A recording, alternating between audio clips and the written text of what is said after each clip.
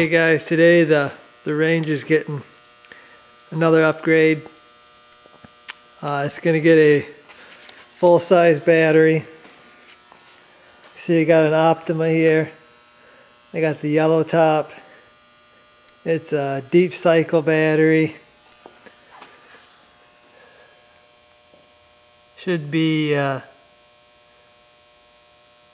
really nice. Should be a really nice upgrade for this Ranger. I'm going to put it in a box under the seat.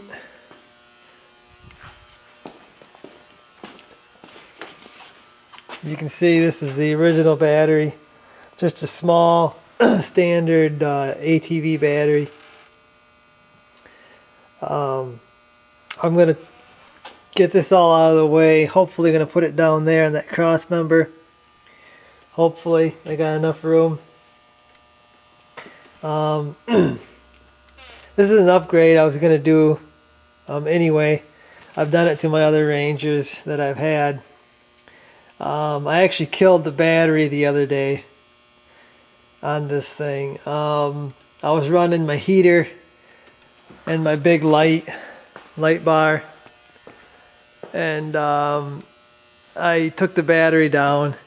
By the time I got to the shop, it was around 9 volts on the battery, and then it wouldn't start.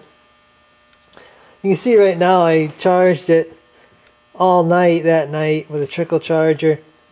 It's at 12.7 volts right now, which is what it should be. I'm going to fire it up.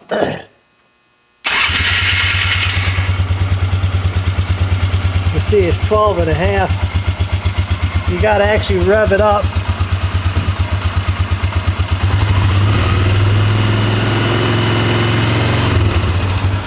It's got to be revved up to actually charge.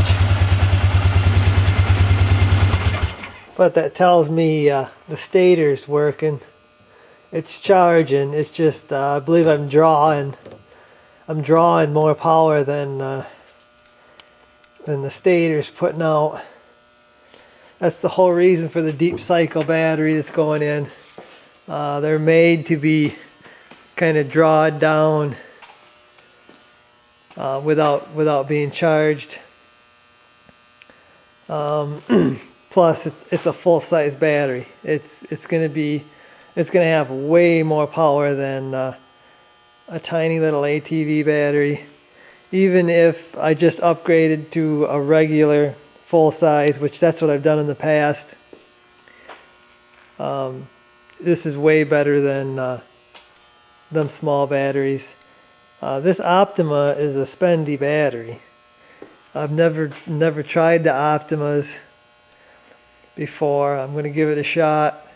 The guy at O'Reilly says it's going to blow my mind. So we'll see. It's got a 3-year replacement, free replacement on it. So it should be good for 3 years anyway. I'm going to make my own battery tray out of angle iron. Like I said, I'm going to try to get it behind. It'll be behind this plastic shroud. Right now I'm going to take my battery out, unplug everything, get the old tray out. Probably going to have to cut the bracket, this angled bracket that holds the part of the battery here. I'm just going to cut that off right even right here just to get it out of my way.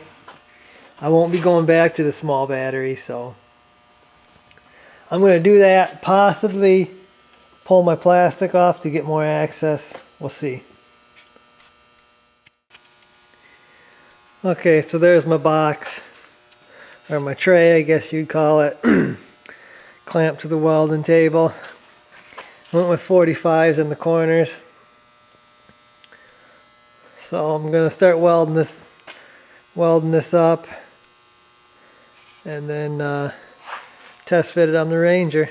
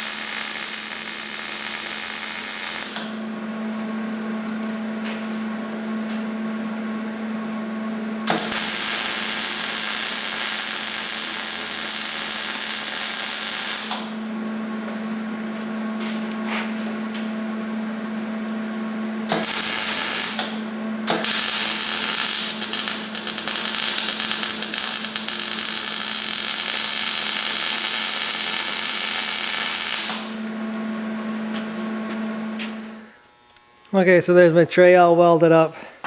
I got some some holes here. I'm going to use a cheap ratchet strap to ratchet everything down, hold everything down. See, my box is not snug, but fits on here good. I need a little room here for my ratchet strap to hook on there. I think I got a perfect amount. So now that this is ready, I'm going to go test fit it in the Ranger, find a spot for it. So there's the final install.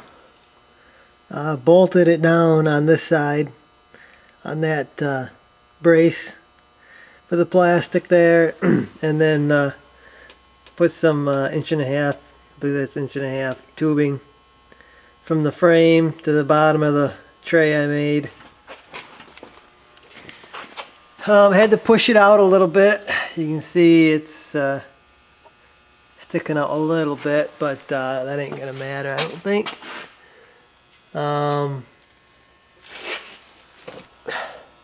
Yeah, it's gonna be tight. Everything's tight on this thing, but one more thing is the reason I did have to kind of push it out towards the tire was there's my oil drain for the tank there, so I had to give myself a little bit of room to be able to get on that with a wrench, so that's why I had to come out.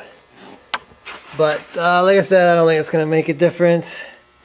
I might get the newer style panels anyway. I think they're even closer to the tire than these are, so we'll see. I think I'm probably gonna throw some paint on this and finish it up tomorrow, so then I can just drop everything in and be done with it. So that's probably what I'm gonna do.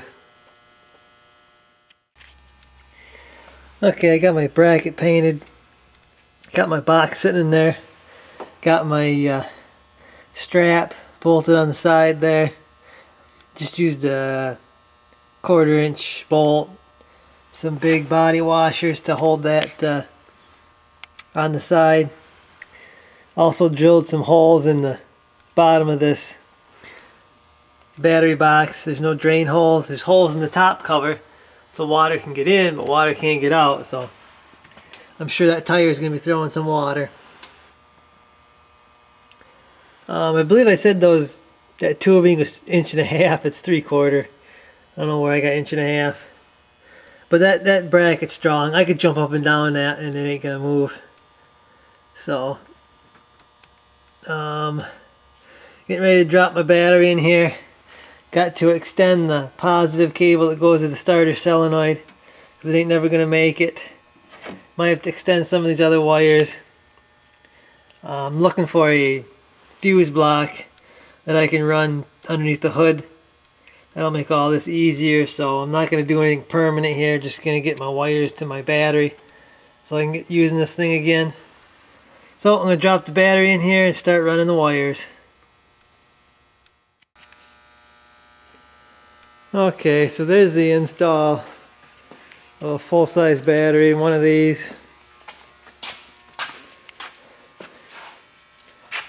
You can see it there. I'd say it looks factory installed to me. Got everything wired up. Got the top on, the strap on. Battery ain't going anywhere. Even in a rollover, this thing ain't gonna go nowhere. Got all my wires in there. Like I said, I'd like to get a fuse box somewhere, or a fuse block, and do away with all them wires going in there. Just run one wire to the front and then run it like that. So took it for a ride. I don't hear no vibration or nothing, so nothing shaking around, don't sound like. Still has the hesitation. I'm not sure exactly what's going on there. I did put a new fuel filter on there and put some new fuel line.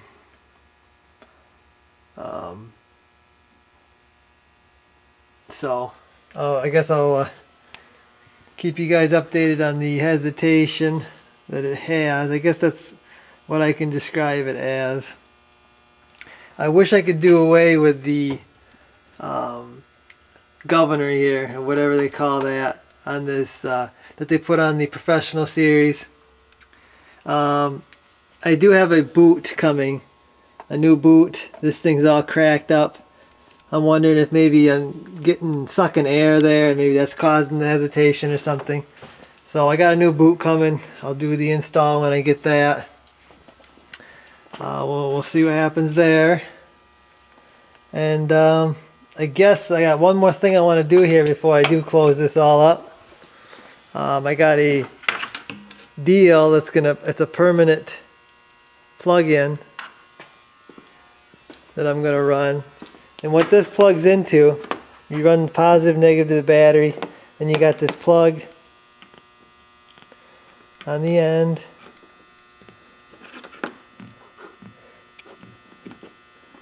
And you can see it's just a regular plug. That goes to my battery tender. I'm probably going to plug this in every so often. Right now it's got the deals, the terminals. I don't want to unstrap that and pull the cover off every time I want to charge this thing. It's got a quick connect there. So I'll be able to charge this thing every once in a while because like I said, I'm still going to add more stuff to this.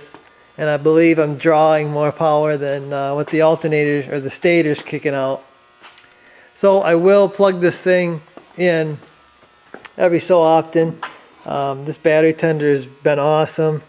I got one for my mower that I leave plugged in all year, or all winter I guess. And she starts right up in the spring every time. So love the battery tenders. So I guess I'm going to wire that in, guys, and then I'll be done with this. I hope you enjoyed the video, and I'll see you in the next one.